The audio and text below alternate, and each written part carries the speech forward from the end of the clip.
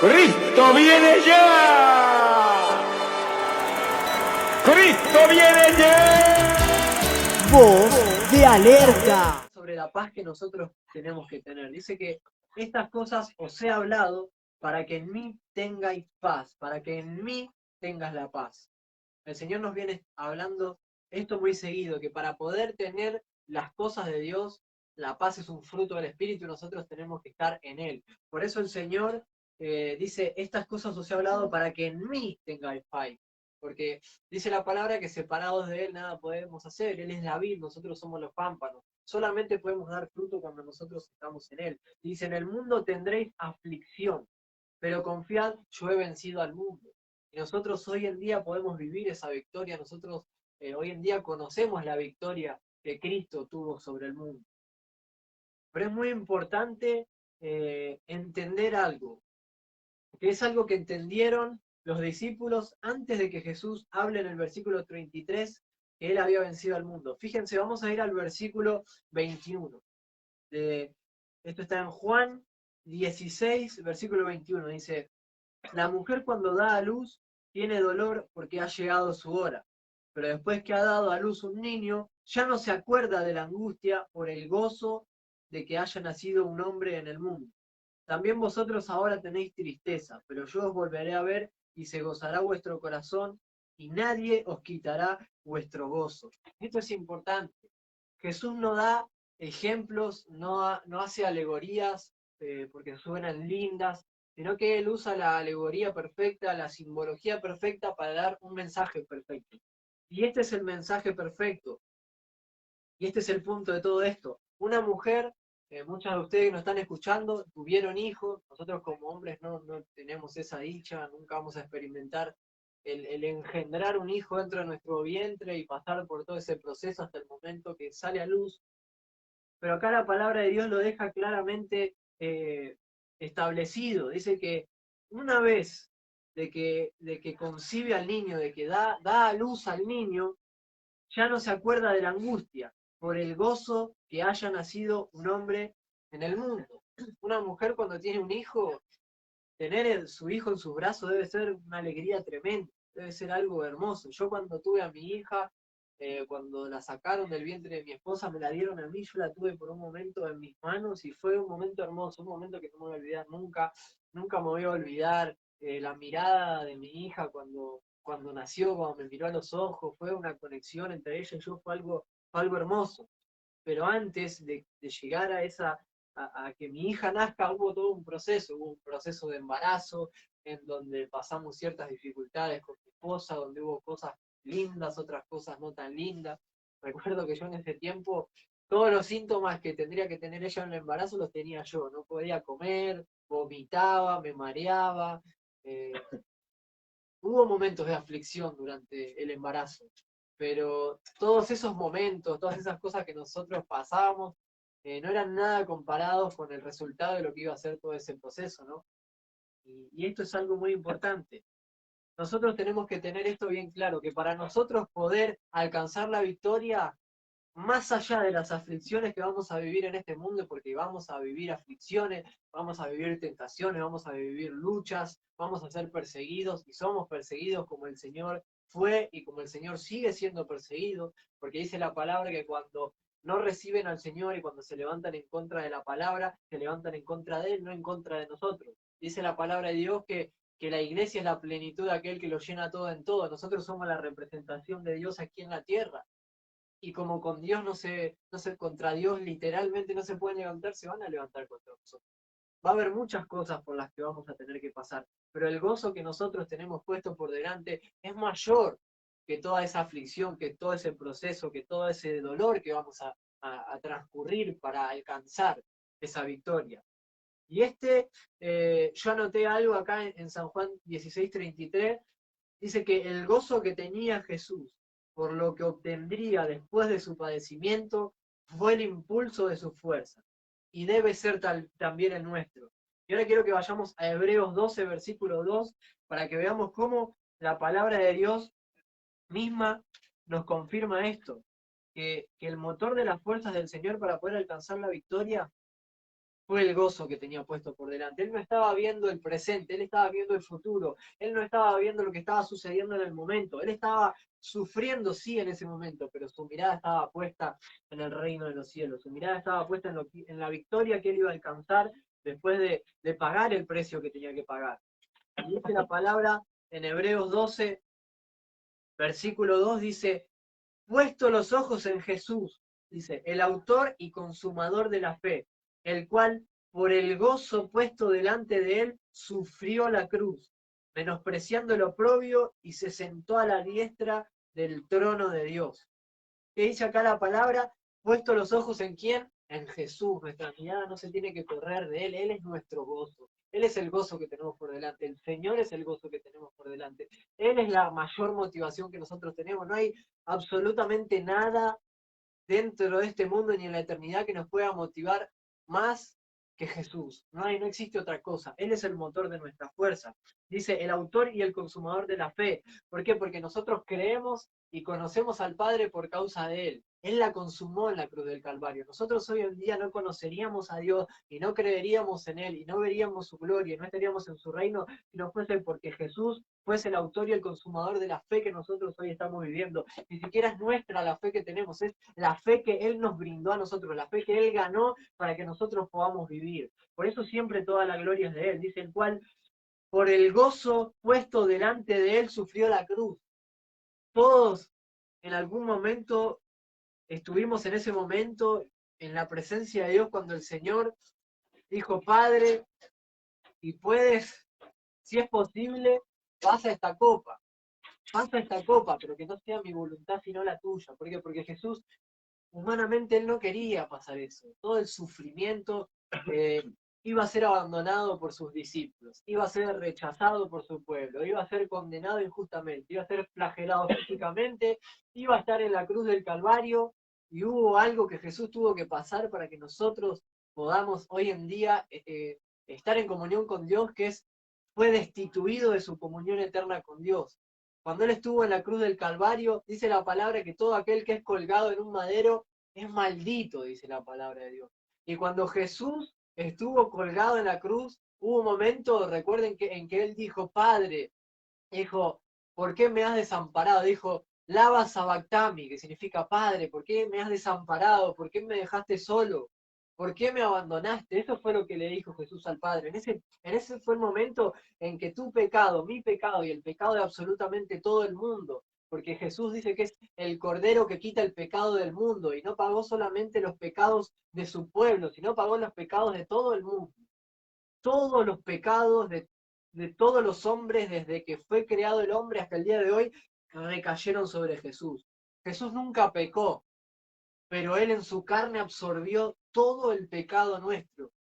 Y nosotros sabemos que Dios es santo. En ese momento el Padre y el Hijo se separaron. Ellos venían de una eternidad juntos. Nunca se habían separado. Nunca.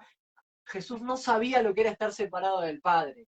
Pero en ese momento Jesús se separó del Padre. El Espíritu Santo lo abandonó a Jesús. Quedó Jesús solo en la cruz. Y dice la palabra que como Él se entregó, también el Padre quiso quebrantarlo. ¿Saben por qué? Por amor a nosotros. Y así, ¿saben por qué era importante que Jesús padezca esto en la cruz del Calvario? Porque había algo que Jesús no sabía. Jesús no sabía lo que era estar destituido de la gloria de Dios. Porque Él es gloria de Dios. Él es Dios. Él no sabía lo que era estar separado de sí mismo, separado de su Padre. Pero nosotros ya habíamos nacido destituidos de la gloria de Dios. Nosotros ya habíamos nacido separados del Padre. Entonces Jesús se tuvo que separar del Padre para que nosotros podamos entrar en la comunión del Padre. Ese fue el precio que pagó el Señor por nosotros. Y esto es algo tremendo y es algo que lo tenemos que tener bien en claro. Y Jesús no estaba haciendo esto porque Él se creía bueno, o porque por una vanagloria, o porque quería dar un mensaje humanista, sino porque Él, por el gozo puesto por delante, Él sufrió. Dice la palabra que dice, menospreciando el oprobio. ¿Saben qué significa el oprobio? El oprobio significa una vergüenza pública. Él estaba en la cruz del Calvario colgado, algunos dicen desnudo, otros dicen semidesnudo, totalmente flagelado, lleno en carne viva, con toda su sangre, con una corona de espinas. Lo estaban burlando, lo estaban menospreciando totalmente, siendo Él el rey creador de los cielos y de la tierra, no habiendo nadie más digno que él, nadie superior a él, nadie mayor a él lo hizo todo. Dice la palabra de Dios que por medio de él, por medio de él y para él fueron hechas todas las cosas, y él menospreció lo propio. El mismo rey creador de los cielos y de la tierra se humilló en la cruz del Calvario y fue humillado por todas las personas que estaban ahí. ¿Pero por qué menospreció lo propio? Por el gozo que tenía puesto por delante. Y muchas veces nosotros, en pequeñas cosas, nosotros no queremos sufrir el oprobio. Nosotros no queremos ser expuestos, no queremos sufrir, no queremos padecer. Fíjense que siempre que tenemos algún tipo de aflicción, lo primero que le pedimos al Padre es que nos saque de ahí. Y Jesús menospreciaba el oprobio, él lo menospreciaba.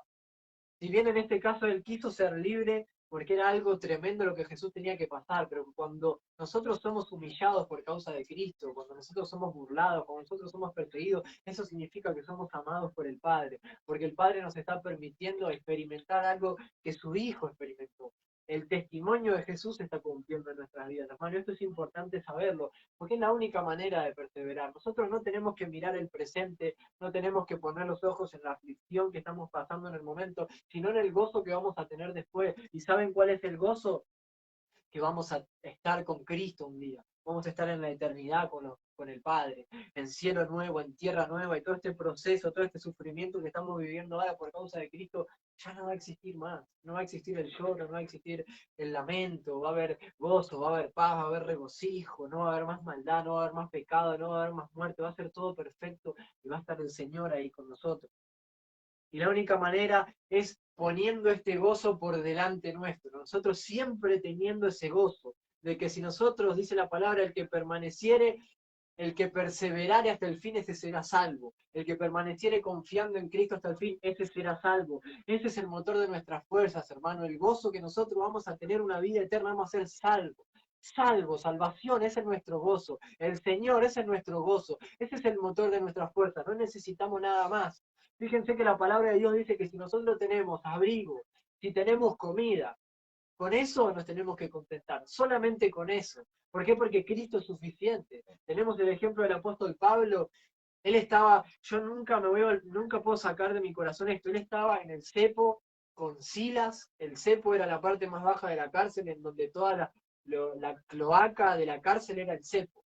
Y era el lugar, el peor castigo que le podían poner a un preso. Y él estaban después de haber sido golpeados y azotados, los metieron presos injustamente, estaban en el cepo, y ellos no estaban viendo el sufrimiento del momento, no se estaban quejando. Ellos sabían que en el mundo iban a tener aflicción, pero ellos confiaban porque sabían que el Cordero había vencido al mundo. ¿Y qué hicieron? Se pusieron a alabar, se pusieron a cantar salmos en el cepo, hermano. Y nosotros muchas veces renegamos con Dios porque las cosas no nos salen como nosotros queremos. Hermano, tenemos que volver realmente a Cristo, tenemos que volver a vivir el Evangelio como el Señor quiere que lo vivamos.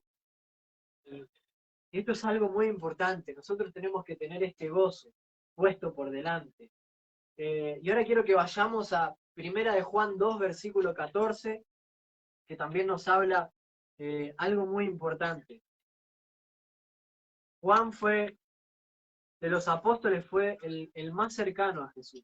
Él dormía en el pecho de Jesús, él tenía una comunión con el Señor que no vemos que otros apóstoles hayan tenido. Y nosotros tenemos 1 de Juan, 2 de Juan, 3 de Juan, tenemos el libro de San Juan, que es el Evangelio, el testimonio de Jesucristo cuando estuvo con él. Y también tenemos el Apocalipsis. Mire todo lo que el Señor le dio a Juan para que comparta con nosotros. Esto es algo tremendo.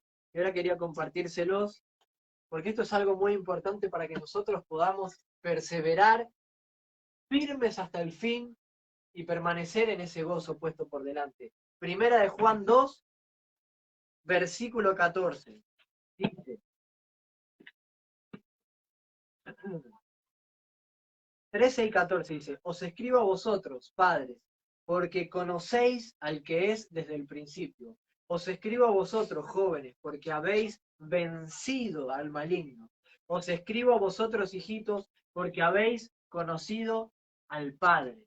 Os escribo a vosotros, padres, porque habéis conocido al que es desde el principio. Os escribo a vosotros, jóvenes, porque sois fuertes y la palabra de Dios permanece en vosotros y habéis vencido al maligno. Fíjense qué importante es esto, lo que dice la palabra de Dios. Dice, les escribo a ustedes, padres, porque conocen al que es desde el principio, porque conocen a Jesús. Por eso les escribo a ustedes, porque conocen a Jesús. Por eso esta palabra está siendo lanzada ahora, porque conocen al que es desde el principio, padres. Y les digo a ustedes, jóvenes, y me lo digo a mí mismo también, porque yo también soy un joven.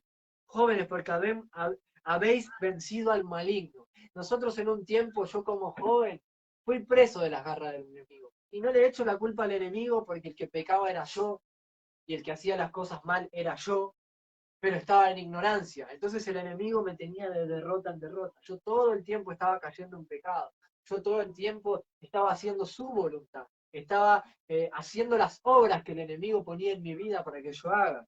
Pero después de haber conocido al que es desde el principio, hoy en día estamos en victoria delante del maligno. Hoy en día dice la palabra que el que nace de Dios, el diablo no le puede tocar. ¿Por qué? Porque ya no estamos practicando el pecado que practicábamos antes. Ya no estamos en fornicación.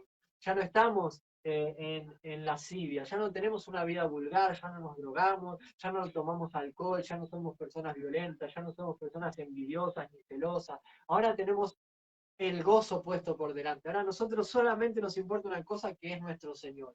Solamente nos importa una cosa que es parecernos a nuestro Señor. Solamente nos importa una cosa, queremos ser más como Jesús. Eso es lo que nosotros queremos. Y podremos tener muchos errores, podremos tener muchas falencias, sí, porque somos débiles. Pero bendito es la debilidad, como compartía mi hermana Nayana en el devocional del ayuno del miércoles pasado, que esas debilidades son la fortaleza de Cristo en nosotros. Nuestra debilidad es la fuerza de Cristo en nosotros. Eso es lo que nosotros somos débiles y lo que siempre fuimos débiles es lo que hace que nosotros busquemos a Cristo y que nosotros busquemos que Jesús se glorifique en esa debilidad.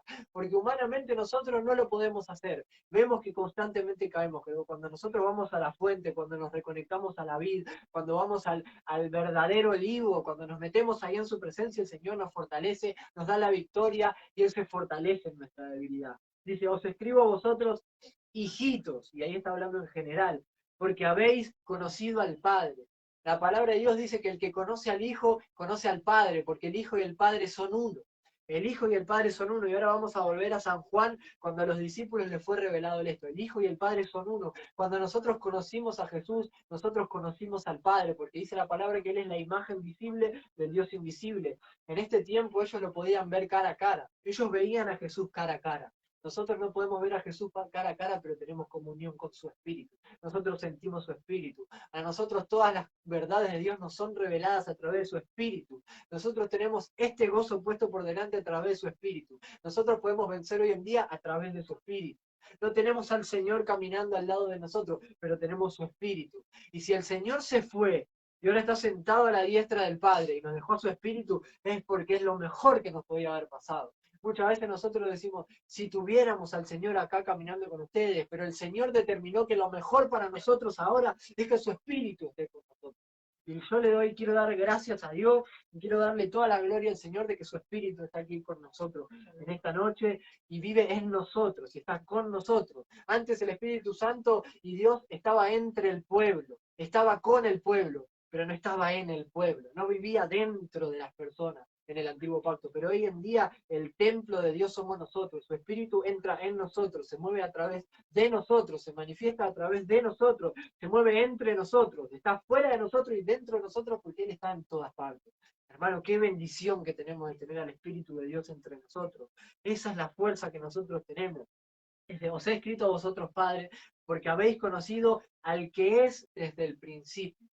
Al que es desde el principio. ¿Recuerdan cuando cuando el Padre, el Hijo y el Espíritu Santo, cuando Dios mismo se presentó en la zarza ardiente delante de Moisés y le dijo, yo soy? Y acá la palabra dice, porque habéis conocido al que es desde el principio, porque habéis conocido al yo soy.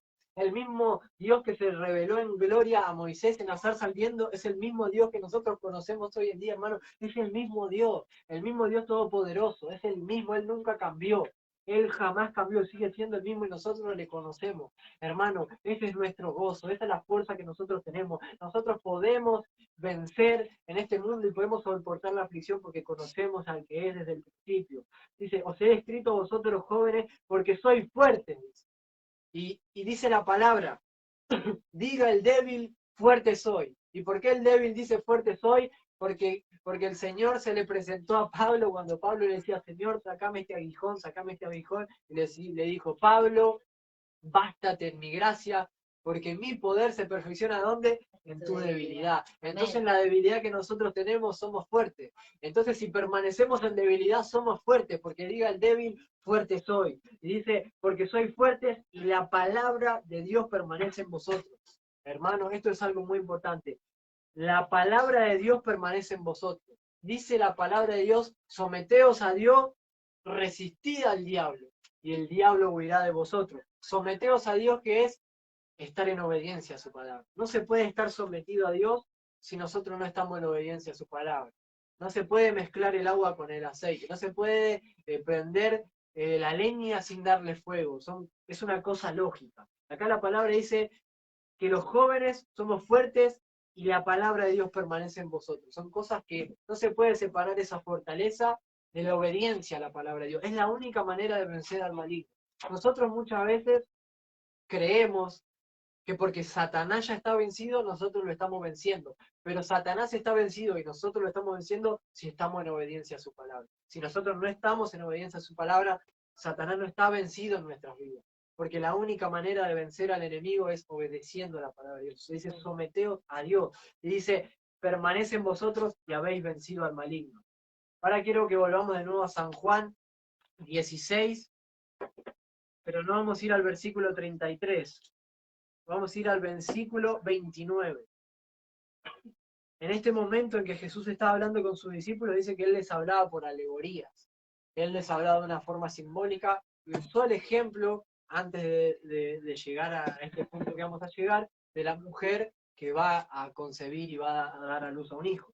En el versículo 29 dice, es más, vamos a leer del 28. El 28 dice, salí del Padre, escuchen bien esto, salí del Padre y he venido al mundo.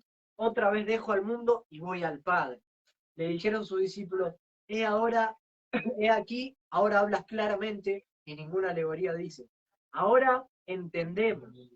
Fíjense esta palabra que importante. Ahora entendemos. Ellos tuvieron entendimiento. Hasta este momento, ellos todavía no les había sido revelado quién era Jesús. Dice que sabes todas las cosas. ¿Quién es el único que puede saber todas las cosas, además de Dios? Solamente Dios puede saber todas las cosas. Y acá los discípulos estaban declarando que Jesús sabía todas las cosas. A él lo estaban reconociendo como Dios. Dice, y no necesitas que nadie te pregunte. Por esto creemos que has salido de Dios. Fíjense qué importante que es esto. Acá les fue revelado a los discípulos que Jesús salió de Dios. Y Jesús se los dijo claramente. Salí del Padre, le dijo. Salí del Padre, una parte del Padre, salió de él, salió de adentro del Padre. No es que el Padre creó una criatura y puso algo ahí adentro y lo consagró y dijo, este es mi hijo. No, él salió del Padre y vino y tomó un cuerpo humano. Él, no sabemos cómo Dios lo hizo porque hay ciertas cosas que Dios no nos permite entender, pero Jesús salió del Padre. Fue concebido en el vientre de una mujer, de la Virgen María, nosotros la conocemos. Él nació sin pecado, porque salió del Padre. Y él creció en un cuerpo de hombre, habiendo salido del Padre. Caminó sobre esta tierra, habiendo salido del Padre. Salió del Padre y luego de haber consumado toda la obra, volvió al Padre. Y fíjense que es importante esto.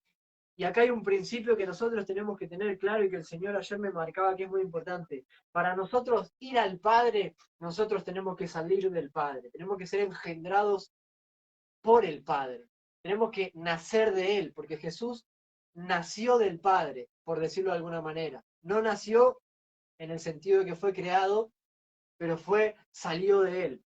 Y en nosotros es un poco diferente porque nosotros sí somos seres creados, porque nosotros sí tuvimos un principio. Pero para nosotros poder volver al Padre, para poder ir al Padre, tenemos que salir del Padre. Y por eso quiero que vayamos ahora a Juan capítulo 1, versículo 12. Esto es algo muy importante, hermano.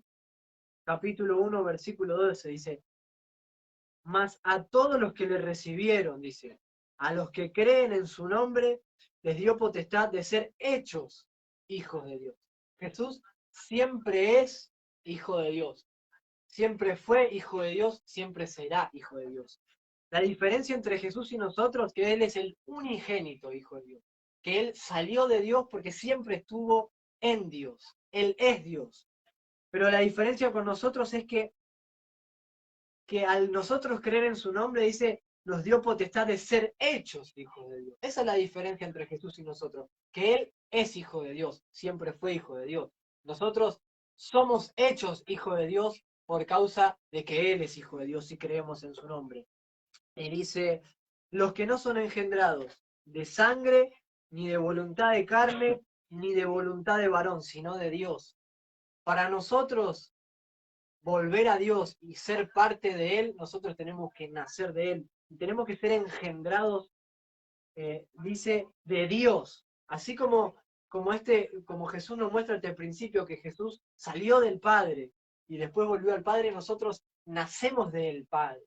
Por eso es importante, hermano, que nosotros tenemos que entender esto, para poder nosotros tener este gozo del que estamos hablando, para poder creer en el que creemos, en el que decimos que estamos creyendo, en el que estamos creyendo, para poder nosotros permanecer hasta el fin, nosotros tenemos que nacer de nuevo, tenemos que salir del Padre. Este es un principio que nosotros no podemos quebrantar de ninguna manera. Cuando nosotros conocemos al Padre, cuando hablamos de conocer, estamos hablando de que el Padre nos es revelado a través del Hijo. Ahí es cuando nosotros permanecemos, ahí es cuando nuestras vidas son transformadas, cuando pasamos de muerte a vida, cuando somos libres del pecado. Ayer hablaba con Dayana y en cierta manera nos reíamos, ¿no? Porque hay algunas personas, o muchas veces nosotros dijimos, Cristo me hizo libre, Cristo me hizo libre. Pero escuchamos el Cristo me hizo libre y al mismo tiempo vemos que muchas personas que declaran eso de sus bocas viven en pecado. Entonces, si vos decís que Cristo te hizo libre, pero vivís como vivías en el mundo, ¿de qué te hizo libre Cristo, hermano? Y esto es algo que nos tenemos que replantear nosotros. Si nosotros seguimos practicando el pecado, si nosotros seguimos viviendo el pecado, si seguimos viviendo una vida igual a la que vivíamos antes, de conocer a Jesús o de supuestamente conocer a Jesús, pero seguimos en pecado, eso significa que realmente no lo conocemos, porque dice la palabra que conoceréis la verdad y la verdad os hará libre. ¿Libre de qué? Del pecado. ¿Libre de qué? Del maligno. Y para poder hacer eso nosotros tenemos que entrar en una obediencia a Dios. Es la única manera de vencer. Y nosotros muchas veces honramos a Dios de labios, pero nuestros corazones están lejos de Él. Por eso es importante, hermanos, tener esto bien claro. ¿Por qué? Porque el pueblo de Dios en el Antiguo Testamento pereció, ¿por qué? Por falta de conocimiento. Ellos, ¿por qué no podían tener victoria? Nosotros vemos en el Antiguo Testamento que el pueblo de Israel tenía victoria en guerras, tenía victorias, Dios estaba con ellos, Dios los volvía a librar, iban cuando ellos estaban buscando a Dios, tenían la victoria, pero ellos no podían permanecer en la victoria. ¿Y por qué el título se llama El que venciere? Porque nosotros tenemos que permanecer en la victoria. Nosotros hoy en día tenemos todas las herramientas para ser victoriosos por causa del que venció. Porque Cristo venció, nosotros vencemos. Y por falta de conocimiento dice la palabra que perece el pueblo de Dios. Esto está en Oseas 4, versículo 6 y en Isaías 5, versículo 13. Primero vamos a ir a Oseas 4, versículo 6. Y no sé si está mi celular por ahí, para buscarlo del celular más rápido, para que no perdamos el hilo de lo que estamos hablando. Vamos a ir a Oseas 4, versículo 6. Dice la palabra de Dios. Oseas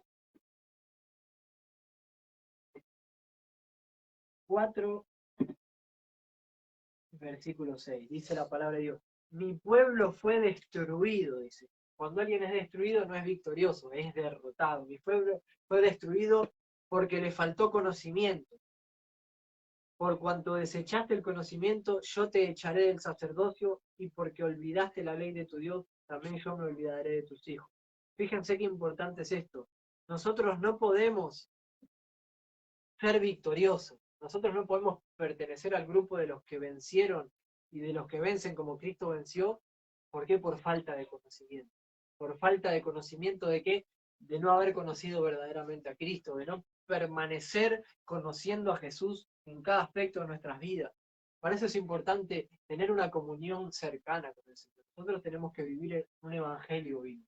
Todo el tiempo Dios nos está hablando, todo el tiempo nos está enseñando su espíritu, todo el tiempo estamos siendo probados por Él, todo el tiempo se nos levanta el enemigo, todo el tiempo nosotros estamos conociendo un poco más de Dios a través de su palabra, a través de su espíritu, a través de nuestra vida, nosotros vamos conociendo a Dios.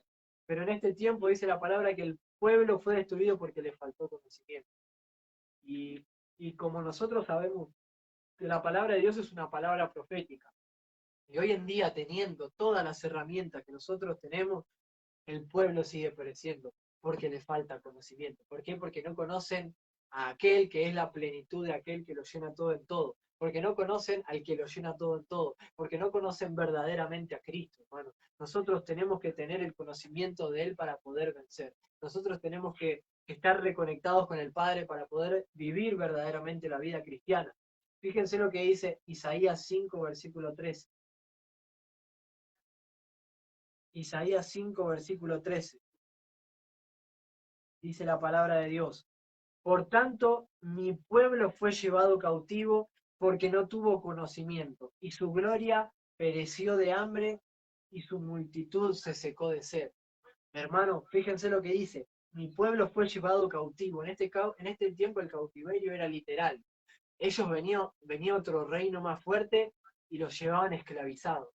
Hoy en día nosotros los llevamos al plano espiritual. Cuando nosotros no tenemos conocimiento, somos llevados cautivos nuevamente por el pecado. Somos llevados cautivos nuevamente por el enemigo. Dice que la gloria de ellos dice, la gloria y su gloria pereció de hambre. ¿Por qué? Porque no nos estamos alimentando. ¿De quién? De Cristo. No estamos en la vid verdadera, no estamos recibiendo los nutrientes necesarios para que la gloria de Dios permanezca en nuestra vida. Nosotros nos separamos de Él y automáticamente somos llevados cautivos.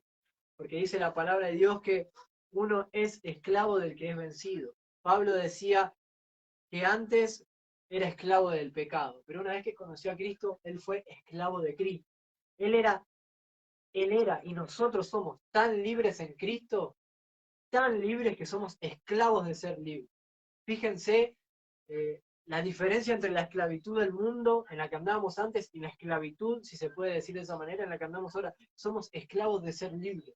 Somos esclavos del que Cristo nos hace libre, de que nos fortalece, de que nos da la victoria, de que todo el tiempo nos está limpiando, de que está intercediendo a la diestra del Padre por nosotros. Somos libres, hermano. Nosotros tenemos que creer que somos libres, porque si no creemos que somos libres, vamos a vivir siempre en pecado. Y si bien nosotros sabemos que nuestra naturaleza es pecaminosa, pero muchas veces cometemos el error de que todo el tiempo estamos declarados porque soy un pecador, porque soy un pecador, porque soy un pecador. Y sí, en cierta manera seguimos teniendo la carne, hermano, pero nosotros no somos más pecadores. Jesús no nos llamó a ser pecadores, Jesús nos llamó a ser santos. ¿Qué es un santo? Es una persona que vive constantemente arrepintiéndose, que vive constantemente buscando la gloria de Dios, que vive constantemente limpiándose. ¿Puede pecar un santo? Sí puede pecar, pero no practica el pecado. Eso es lo que la palabra de Dios define como un pecador. Un pecador es una persona que vive en pecado y no le importa, que vive insultando, que vive haciendo lo malo, no le duele y no puede dejar de hacerlo. En cambio nosotros muchas veces pecamos, es verdad, pero nosotros nos arrepentimos, nosotros queremos limpiarnos, nosotros estamos buscando ser como Jesús, nosotros estamos buscando su santidad, nosotros estamos buscando su justicia, nosotros estamos buscando permanecer en su palabra. Eso dice la palabra que es un santo. Entonces nosotros tenemos que dejar de soltar palabras de nuestra boca que nos atan. No digamos más que soy un pecador, porque si vos te autoproclamás un pecador, dice la palabra que los pecadores no van a heredar el reino de los cielos. Nosotros no tenemos que confesar eso en nuestra boca, nosotros tenemos que confesar a Cristo, nosotros tenemos que confesar que somos libres, que lo conocimos a Él, que somos libres, hermano. Tenemos que cambiar nuestra mentalidad. Porque esto es lo que la palabra de Dios nos enseña. Y muchas veces nosotros tenemos esa falsa humildad de querer todo el tiempo estar cabizbajos y en derrota, pero el Señor no nos llamó de esa manera. Nos llamó a ser humildes, sí, a ser humildes para poder dar fruto. Pero la palabra dice, erguíos, dice, porque vuestra redención está cerca. Que podamos estar de pie delante del Hijo del Hombre, hermano. Y a esto fuimos llamados. Nosotros no podemos perecer por falta de conocimiento. Y la fe que nosotros tenemos en Cristo es la que a nosotros nos da la victoria. Quiero que me acompañen a 1 de Juan 5, versículo 4. 1 de Juan 5, versículo 4. Vamos de nuevo a 1 de Juan. El libro que está después de Hebreos. Dice, y fíjense que Juan, tanto en su evangelio como en esta carta doctrinal, capítulo 5, versículo 4, 1 de Juan 5, versículo 4 dice, porque todo lo que es nacido de Dios vence al mundo. ¿Por qué Jesús venció al mundo? Porque Él salió del Padre. ¿Por qué nosotros podemos vencer al mundo? Porque somos nacidos de Dios mediante Jesucristo, mediante la fe en Jesucristo. Dice, porque todo lo que es nacido de Dios vence al mundo. Y esta es la victoria que ha vencido al mundo, nuestra fe. Nuestra fe en el Hijo de Dios es la que nos da la victoria, hermano. Nosotros solamente podemos tener victoria de una manera, si somos nacidos de Dios. Esa es la victoria, nuestra fe, hermano. Cristo es el victorioso. Jesús venció. Nosotros creemos en el que venció y nosotros creemos que así como Él venció y prometió que nos iba a dar la victoria, nosotros tenemos la victoria. Tenemos que practicar la victoria, tenemos que vivir la victoria. Por más nosotros podemos perder una batalla, sí, pero la guerra no la vamos a perder porque Jesús ya la ganó. Dice la palabra de Dios que el príncipe de este mundo ya fue juzgado, el Señor ya venció al maligno, el Señor ya venció al mundo y nosotros estamos puestos sobre esta tierra para vencer al maligno y para vencer al mundo porque Jesús venció. Hermano, ¿y sabe cuál es la victoria? Nuestra confianza en Él. El creer en Él, en creerle a Él, en permanecer en Él. Esa es nuestra victoria. Nosotros le creemos a Él. A Él le creemos. Y por eso nosotros somos más que vencedores, dice la palabra. Y mucho tiempo nos declaramos en derrota todo el tiempo. Dice que no somos vencedores. Somos más que vencedores. ¿Por qué? Porque el que ganó por nosotros nos da una garantía de victoria que en el mundo no se puede conseguir de ninguna manera. No depende de nuestras obras, no depende de nuestra fuerza, no depende de nuestros méritos, depende de las obras, de las fuerzas y de los méritos de Cristo. ¿Y qué tenemos que hacer nosotros? Creerle a Él y vivir en esa confianza hacia Él. Y la victoria está, hermano, pero tenemos que perseverar, tenemos que permanecer creyendo y confiando en Él. Dice en el versículo 5, ¿quién es el que vence al mundo sino el que cree que Jesús es el Hijo de Dios? ¿Y por qué es importante creer que Jesús es el Hijo de Dios?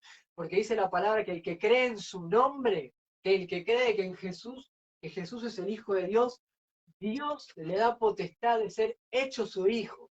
El Padre nos engendra como hijos y nosotros creemos en el nombre de su unigénito Hijo, Jesucristo. ¿Por qué? Porque el que vence al mundo es el que cree que Jesús es el Hijo de Dios. Fíjense, qué importante que es esto. En 1 de Juan 4, versículo 4 dice, hijitos, vosotros sois de Dios. ¿Nosotros de quién somos? Somos de Dios. Dice, y los habéis vencido, porque mayor es el que está en vosotros que el que está en el mundo. ¿Quién es mayor? El que está en vosotros que el que está en el mundo. Entonces nosotros tenemos victoria. Fíjense que antes de esto estaba hablando de dos espíritus, el espíritu de verdad y el espíritu de mentira. Está hablando de los verdaderos y de los falsos profetas. Se refiere al espíritu del anticristo y al Espíritu Santo. En este mundo hay falsos profetas. En este mundo Satanás y sus huestes se mueven. En este mundo está el espíritu del anticristo moviéndose, porque todo el que niega que Jesús es el Hijo de Dios, todo aquel que no confiesa que Jesús es el Hijo de Dios, dice la palabra de Dios, que es un anticristo. No es el anticristo que se va a levantar en el último tiempo a gobernar mundialmente, eso es necesario aclararlo, pero todo aquel que no confiesa a Cristo es un anticristo.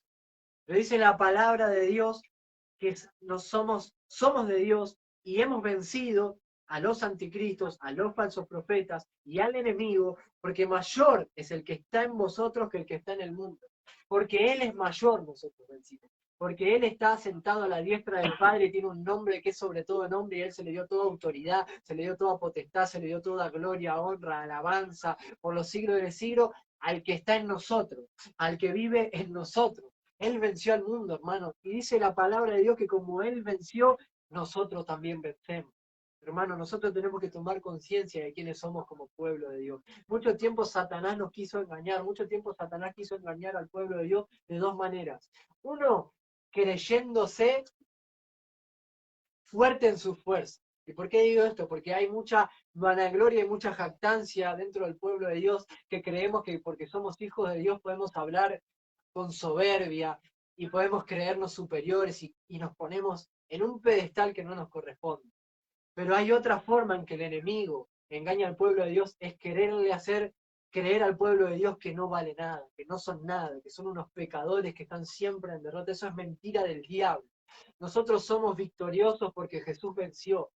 Y después, hermano, ahora no recuerdo el versículo, pero les aliento a que me dicen en la palabra. Dice la palabra de Dios que la iglesia, que el cuerpo de Cristo es la plenitud de aquel que lo llena todo en todo. Dice la palabra de Dios que nosotros, los cristianos, somos la plenitud de Cristo sobre la tierra, hermano. Nosotros somos victoriosos, ¿pero por qué? Porque Él venció.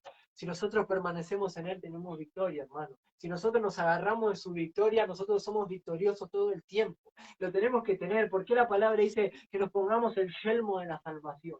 ¿Por qué nos colgamos el yelmo? Porque el yelmo es lo que protege nuestra cabeza. Nosotros somos vencedores, nosotros fuimos llamados a salvación, nosotros somos hijos de Dios, Cristo vive en nosotros, su Espíritu vive en nosotros, hermano, nosotros tenemos todo para vencer. Todo para vencer, nosotros tenemos que permanecer en esa mentalidad todo el tiempo, de victoria en victoria, hermano. Y esa es la única manera en que vamos a tener ese gozo puesto por delante, hermano, con toda la armadura. Hoy el Señor me hablaba, estaba meditando en la palabra y me hablaba con toda la armadura. Y nosotros muchas veces soltamos esa palabra livianamente. Sí, me pongo el yelmo, me pongo el apresto, me pongo esto, me pongo la armadura de Dios. Y oramos y digo, sí, Señor, yo me pongo la armadura. Pero ponerse la armadura no es orarla, es vivir. Es vivir. Nosotros tenemos que vivir con la mente de Cristo, tenemos que vivir en la justicia, tenemos que defendernos con la fe, tenemos que proclamar el evangelio de la paz, tenemos que, el ejemplo de la armadura de Dios es la forma en que nosotros tenemos que comportar, es la forma en que nosotros tenemos que movernos, que tenemos que pensar. Y si nosotros estamos con toda la armadura de Dios, nosotros somos victoriosos. Hermanos, nosotros tenemos ejemplos simbólicos que también sucedieron realmente porque son historias verídicas, del Señor venciendo miles y miles de soldados con 300 soldados. El Señor venciendo a través de la vida de Eliseo, dice la palabra de Dios que ni siquiera tuvieron que pelear, que Dios mismo abrió los ojos espirituales del enemigo y se mataron entre ellos, hermano. Fíjense, fíjense el Dios que está con nosotros. El Dios que está con nosotros es victorioso. Él venció, hermano, y Él nos da la victoria a nosotros también. Y dice, en 2 de Pedro 2, versículo 20. Vamos a ir ahora y vamos a tocar otro punto que es muy importante. 2 de Pedro 2, versículo 20. 2 de Pedro 2, 20 dice, ciertamente, si habiéndose ellos escapado de las contaminaciones del mundo, por el conocimiento del Señor y Salvador Jesucristo, enredándose otra vez en ellas, son vencidos, su postrer estado viene a ser peor que el primero. Y ustedes se estarán preguntando, ¿por qué comparto este versículo? Porque el Señor me mostró lo bueno dentro de lo malo. Acá nosotros vemos en el versículo 20 que hablan de los que una vez fueron libres, habiendo conocido a su Señor y Salvador, vuelven a recaer, su postrer estado es peor. Y Jesús había dicho eso, que cuando el Señor limpia a alguien, lo llena con su espíritu, pero esa persona se aparta, dice que tanto el pecado como los espíritus que gobernaban la vida de esa persona, dice, si vos tenías un espíritu que te incitaba para que drogues, dice que ese espíritu vuelve con 7 más para que te drogues 7 veces peor. Por eso el posterior estado de la persona es peor. Pero ¿a qué punto voy? Fíjense lo que la palabra nos muestra, dice, si habiéndose ellos escapados de las contaminaciones, quedémonos con esto, escapados de las contaminaciones del mundo por el conocimiento del Señor y Salvador Jesucristo. Por un lado dice la palabra de Dios que uno puede perecer por falta de conocimiento, pero cómo nosotros escapamos y vencemos las contaminaciones de este mundo es por el conocimiento de nuestro Señor y Salvador Jesucristo. Y fíjense que no solo dice de nuestro Salvador Jesucristo, también dice una palabra que es muy importante que dice nuestro Señor. Dice la palabra de Dios que el que confiesa con su boca que Jesús es el Señor y cree en su corazón que Dios lo levantó de los muertos, será salvo. Dice que confiesa con su boca que Jesús es el Señor.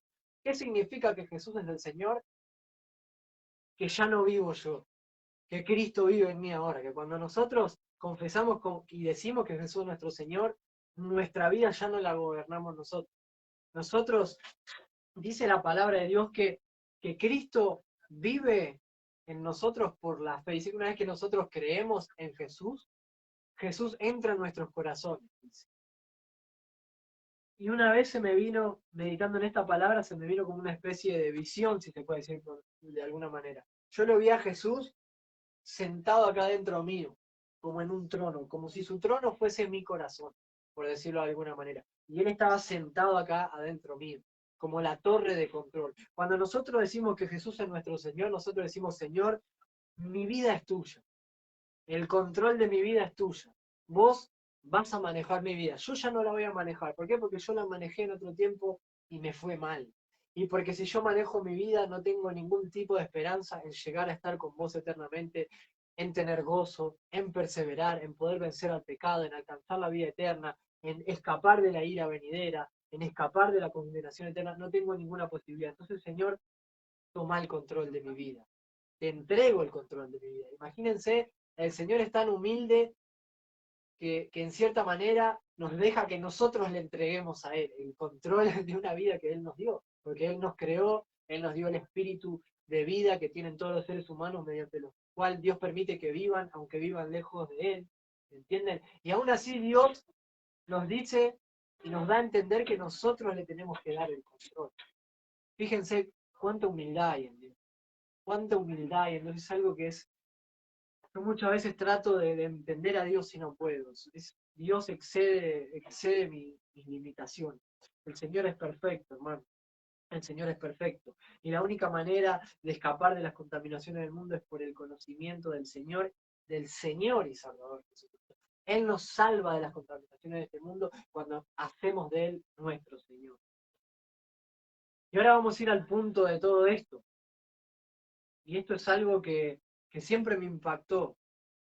Y por eso el título de esta prédica se llama al que venciere todas las cosas de las que estuvimos hablando y de la forma en que estuvimos hablando que tenemos que vencer, porque Dios no nos dice algo solamente para que lo sepamos, sino que nos da todas las herramientas para que podamos vencer. Y ahora vamos a ir a Apocalipsis. Seguramente todos lo leyeron, pero tal vez nunca profundizamos en estos pasajes, y son pasajes que uno los lee y te da una esperanza, te da un gozo, hermano. Por eso hablamos del gozo puesto por delante. Nosotros vamos a leer esto, nos va a dar un gozo, hermano, de lo que el Señor tiene para nosotros. No solamente se trata de lo que estamos viviendo ahora, sino de lo que vamos a obtener después de pelear esta buena batalla. Vamos a ir a Apocalipsis 2, versículos 26 y 27. Acompáñenme. Apocalipsis 2, versículos 26 y 27, vamos a pasar y veamos lo que el Señor dice que va a pasar con los que con los que vencieren, dice la palabra, con los que tienen victoria, con los que viven y permanecen en esta victoria. Dice Apocalipsis 2, versículo 26 al 28, dice, al que venciere, dice, y guardare mis obras hasta el fin, yo le daré autoridad sobre las naciones, y las regirá con vara de hierro, y serán quebradas como vaso de alfarero, como yo también la he recibido de mi Padre, y le daré la estrella de la mañana. El que tiene oído, oiga lo que el Espíritu dice a las iglesias. Yo muchas veces leo esto y digo, no puede ser. Es algo que es difícil de aceptar y difícil de creer. Dice el Señor que el que venciere y guardare sus obras al fin, dice, le daré autoridad sobre las naciones. El Señor nos va a dar autoridad sobre las naciones. ¿Para qué? Dice la palabra, y las regirá con vara de hierro. Dice la palabra de Dios, y serán quebradas como vaso de alfarero. Muchos de ustedes vieron el video. El alfarero cuando está formando el vaso, lo parte, así cuando él quiere. Él tiene una autoridad, él tiene una potestad sobre el barro para hacer lo que quiera con el barro, el alfarero. Dice, como yo también la he recibido de mi Padre. Nosotros no solamente heredamos la vida eterna por causa de Cristo, sino que todas las cosas que Cristo heredó del Padre, Él nos promete dar a nosotros si nosotros vencemos. Por eso dice la palabra, al que venciere le daré todas estas cosas. No al que perdiere, no al que fuere derrotado, al que venciere. Pero que dice la palabra que somos más que vencedores por medio de aquel que nos amó. Y dice, y les daré la estrella de la mañana. Y saben que yo estaba leyendo este pasaje y estaba entendiendo. Y cuando llegué y dice, y le daré la estrella de la mañana, no entendí. Entonces estábamos hablando con mi esposa, ¿y qué es esto de la estrella de la mañana? Y habíamos orado antes de estudiar esta palabra para que el Señor nos revele, porque yo le decía, Señor, yo con mi mente, con mi intelecto, yo no puedo entender. Pero si vos me revelás y me das entendimiento en tu palabra, yo voy a poder entender. Entonces fui estrella de la mañana. ¿Qué es la estrella de la mañana? Y esto está en Apocalipsis 22, versículo 16. Fíjense qué hermosa que es la palabra de Dios que se revela a sí mismo. Si nosotros buscamos en Dios, Él tiene una respuesta en su palabra. Él no habla algo que nosotros no podamos entender. Él nos revela en su palabra. Dice la palabra de Dios en Apocalipsis 22, versículo 16. Fíjense lo que dice. Dice, yo Jesús he enviado mi ángel para daros testimonio de estas cosas en la iglesia, en las iglesias. Yo soy la raíz y el linaje de David. Dice, yo soy la raíz y el linaje de David, la estrella resplandeciente de la mañana, hermano. Dice la palabra de Dios, y les daré la estrella de la mañana. ¿Saben quién es la estrella de la mañana? Jesús es la estrella de la mañana. Él dice, yo me daré a ustedes. Eso es lo que está diciendo, me daré a ustedes en ese tiempo. Jesús se va a brindar a nosotros. Vamos a estar con Él va a estar con nosotros. Así como Él está por nosotros y para nosotros, Él va a seguir estando eternamente por nosotros y para nosotros y con nosotros. Él se va a seguir dando a sí mismo en la eternidad, hermano. Fíjense lo que es el Señor. No existe nadie tan perfecto, no existe nadie tan hermoso, no existe nada mejor que el Señor se va a dar a sí mismo por nosotros aún en la eternidad. Él ya lo dio todo, Él ya lo dio todo. Pero cuando Jesús da algo, no lo da momentáneamente, sino que lo da por los siglos de los siglos. Dice, y les daré la estrella a la mañana, Él se dará a sí mismo por nosotros. Nosotros vamos a participar de las bodas del Cordero, y dice que Él va a servir la cena, hermano. Nosotros vamos a estar en la eternidad con Cristo, y Él nos va a servir la cena, hermano, a nosotros. Él nos va a servir a nosotros. Él ya estando en su gloria. Él ya siendo rey soberano, estando sentado a la diestra del Padre, teniendo toda la autoridad, nos va a servir la cena, hermano. Fíjense lo que es nuestro Señor. Tenemos el ejemplo de humildad más grande y más glorioso que puede existir y que jamás existió ni nunca va a existir. Jesucristo. Dice la palabra de Dios en Apocalipsis 2, versículo 7. Vamos a volver de nuevo. Capítulo 2, versículo 7. Dice,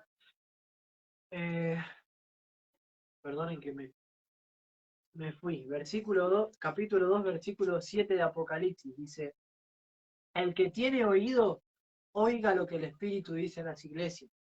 Al que venciere, le daré a comer del árbol de la vida, el cual está en medio del paraíso de Dios. Al que venciere. Y cuando yo escuché, le daré de comer del árbol de la vida, seguramente, como a ustedes le está pasando ahora, Génesis. Me acordé del árbol de la vida que Dios había puesto en el huerto del Edén. Vamos a ir a Génesis 3, versículo 22. Génesis 3, versículo 22. Para entender qué significa que nosotros, dice la palabra de Dios, le daré a comer del árbol de la vida, dice. Vamos a ver qué significa. ¿Qué es que el Señor nos va a dar a comer del árbol de la vida? ¿Qué es el árbol de la vida? ¿Qué significa que vamos a comer de este árbol? Dice la palabra de Dios en Génesis 3, versículo 22, dice, y Jehová, le dijo Jehová a Dios, he aquí el hombre es como uno de nosotros, sabiendo el bien y el mal. Esto fue después de que el primer hombre y la primera mujer desobedecieron a Dios. Entró la muerte y entró el pecado. Se corrompieron. Dice, he aquí el hombre es como uno de nosotros, sabiendo el bien y el mal. Ahora pues, que no alargue su mano. ¿Saben qué significa que no alargue su mano? Cuando nosotros vemos que el Señor, su mano, su diestra, representa autoridad, representa un poder, representa un derecho, representa algo poderoso, extienda su mano. Y dice, que no alargue su mano, no se haga más todavía. Ya tiene un conocimiento que no tenía que tener, bueno, que no tenga más, porque va a ser peligroso. Imagínense si el hombre hubiese comido el árbol de la vida y hubiese tenido vida eterna y pecado. viviríamos eternamente en dolor y en miseria, hermanos. Por eso Dios no lo permitió.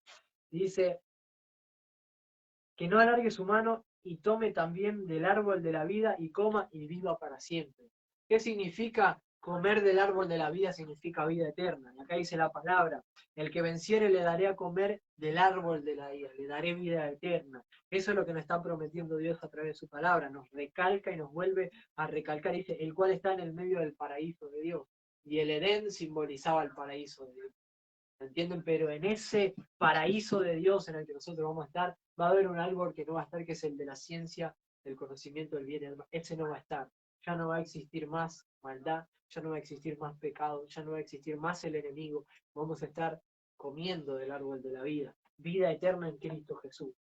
Dice la palabra en Apocalipsis 2, versículo 17, vamos a ir ahora.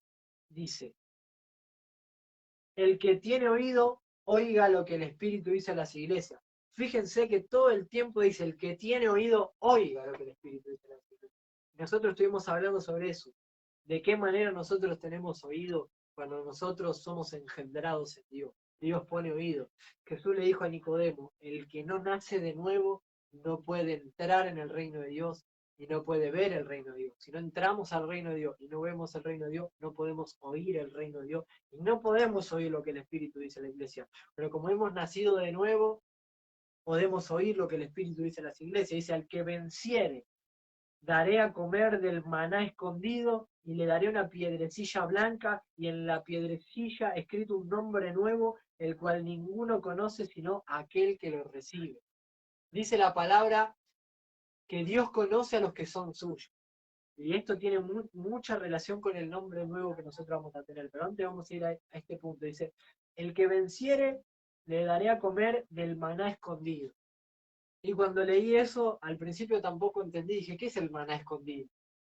Entonces, como Dios se revela a sí mismo a través de su palabra y revela lo oculto en su palabra, dije, ¿qué es el maná?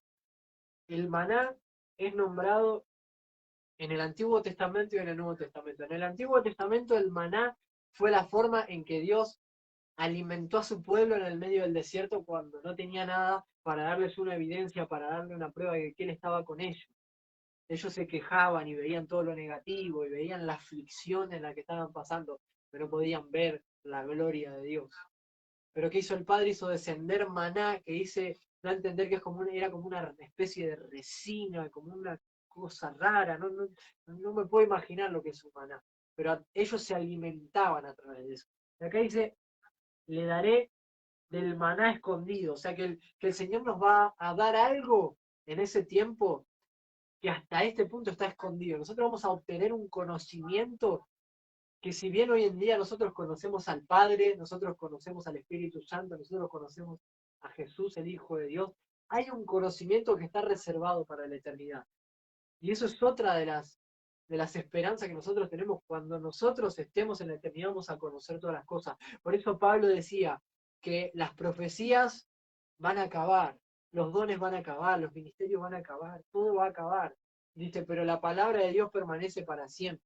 La palabra de Dios permanece para siempre. Nosotros, lo que es limitado en esta tierra, solamente es para esta tierra, pero en ese tiempo nosotros vamos a alcanzar un conocimiento eterno. Nosotros vamos a estar ya literalmente delante de la presencia de Dios. Hoy estamos delante de la presencia de Dios a través de su Espíritu. En ese tiempo va a ser visible a nuestros ojos, hermanos. La imagen visible de Dios invisible, Jesucristo, delante de nuestra cara. Nosotros vamos a tener el maná escondido. Nosotros vamos a comer del maná escondido. El Señor nos va a dar de ese maná. Y lo tenemos que anhelar con todo nuestro corazón. Y la palabra maná significa, ¿qué es esto? Por eso cuando me causó gracia cuando lo estaba leyendo, porque dije, ¿qué es esto del maná escondido? Y resulta que la palabra maná significa, ¿qué es eso? O sea, que es algo que todavía no conocemos y no sabemos y no entendemos, pero lo vamos a conocer, lo vamos a saber y lo vamos a entender en este tiempo. Después se le daré una piedrecilla blanca, y en la piedrecilla escrito un nombre nuevo, del cual ninguno conoce sino aquel que lo recibe. Le daría una piedrecilla blanca. En la piedrecilla escrito un nombre nuevo. Dice un nombre nuevo, el cual ninguno conoce sino aquel que lo recibe. Y acá dice que nos va a ser dado un nombre nuevo. No nos dice qué nombre nuevo. Que va a ser un nombre nuestro nuevo, o qué nombre nuevo, dice un nuevo nombre nuevo. Por eso no me atrevo a decir cuál es ese nombre, porque dice un nombre nuevo. Y en esa piedrecilla blanca está escrito, dice, el cual ninguno conoce sino aquel que lo recibe. Nosotros tenemos una certeza de que cuando vamos a recibir esa piedra, solamente los que recibimos esa piedra vamos a conocer ese nombre. Y ese nombre, fíjense que también lo menciona en Apocalipsis 3, versículo 12. Y todo va a este punto. Dice, Apocalipsis 3, versículo 12. Acuérdense, lo que leímos recién está directamente relacionado con lo que vamos a leer ahora. Al que venciere, dice, yo lo haré columna en el templo de mi Dios y nunca más saldrá de allí. Nunca más saldrá de allí. Y escribiré sobre él el nombre de mi Dios y el nombre de la ciudad de mi Dios, la nueva Jerusalén, la cual desciende del cielo de mi Dios, y mi nombre nuevo. El que tiene oído, oiga lo que el Espíritu dice a las iglesias. Dice la palabra que nosotros íbamos a recibir una piedrecilla blanca. Una piedrecilla blanca que tenía un nombre y que solamente ese nombre lo podía conocer el que la recibe. Acá dice la palabra de Dios que sobre los que vencen, dice que él iba a escribir sobre los que vencen el nombre de mi Dios. Nosotros vamos a conocer el nombre de Dios. Nosotros hoy en día conocemos a través de la palabra como Jehová, lo conocemos como Yahweh, lo conocemos como Adonai, lo conocemos como el Shaddai, como el Rafa, como Elohim. De muchas maneras lo conocemos, pero Dios tiene un nombre que todavía no nos es revelado a nosotros porque tal vez ni siquiera podríamos entender. Yo pienso que si nosotros escuchamos el nombre de Dios, tal vez hasta caeríamos muertos, porque no es cualquier nombre, es el nombre de Dios. Vamos a conocer, sobre nosotros va a estar escrito el nombre de Dios, dice la palabra. Dice, y el nombre de la ciudad de mi Dios, la nueva Jerusalén. Hoy en día la conocemos como Jerusalén, pero tiene un nombre también, la nueva Jerusalén. No conocemos su nombre, en ese tiempo vamos a conocer ese nombre. Dice, la cual desciende del cielo de mi Dios, dijo Jesús, y mi nombre nuevo. Nosotros vamos a ser sellados eternamente como un sello de pertenencia eterna. Como hoy en día tenemos el sello en el Espíritu, en ese tiempo vamos a tener el nombre de Dios en nosotros. Vamos a tener esa piedrecilla con el nombre en nosotros, con nosotros, que nos identifica como columna, dice la palabra, el templo de Dios. Nosotros vamos a formar parte del templo, vamos a formar parte del reino. Nosotros vamos a tener su sello. ¿Se acuerdan en Génesis que Caín estaba preocupado porque decía, Señor, después de esto ahora el que me encuentre me va a matar?